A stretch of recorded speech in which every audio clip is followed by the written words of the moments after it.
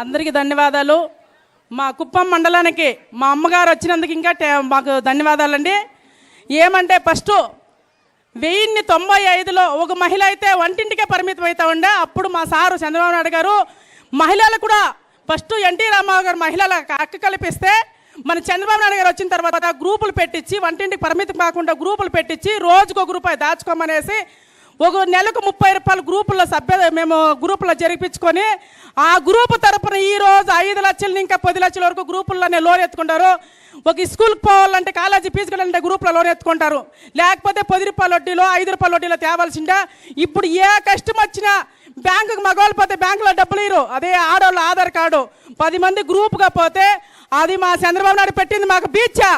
ఈరోజు ఏ ఒక పని మహాశక్తి ప్రోగ్రాంలో ఇంటింటికి గ్యాస్ సిలిండర్ అన్నారు, అది ఇచ్చినారు. తర్వాత బస్సు ఫ్రీ దగ్గరలో వస్తుంది. తల్లికి వందనము ఎంత పిల్లోళ్ళు ఉంటే అందుకు వేస్తామన్నారు, అది జనవరిలో వేస్తారు.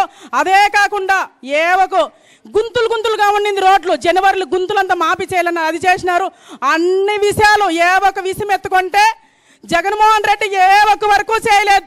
అందరిని బెదిరించుకుంటూ కేసులు పెట్టుకుంటూ ప్రతి ఒక్క మనిషికి కేసులు పెట్టే పనే చేస్తా ఉంటా.